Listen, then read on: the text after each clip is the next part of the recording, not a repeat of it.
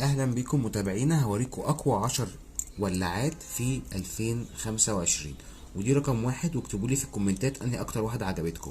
تفتح كده وهي شكل قنبلة وبتولع بالطريقة دي كده، وطبعا بتتملي بالغاز من هنا وتقدر تعلي او توطي اللهب. ودي رقم واحد.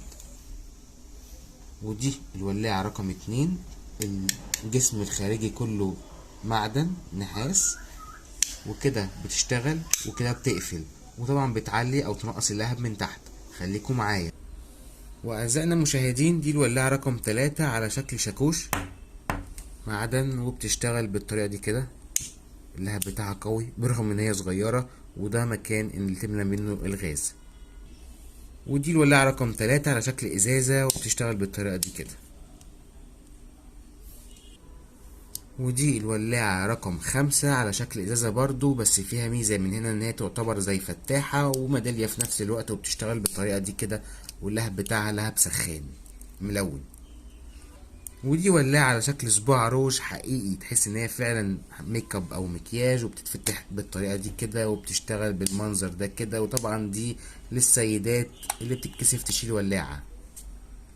وده صباع روج تاني بلون تاني، وبرضه بنفس الكلام ولاعة، وبتقفل بالطريقة دي. ودي الولاعة رقم 8 على شكل فرشة ميك اب، وبتتملي بالغاز بالطريقة دي كده من الناحية ديت. تقدر تعلي وتوطي اللهب، وبتشتغل بالطريقة دي كده. بس هي جامدة شوية، اعتقد ان هي محتاجة شوية غاز.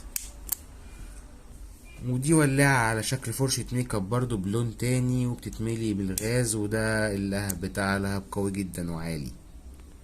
ودي ولاعة على شكل عربية، وبتشتغل بالطريقة دي كده.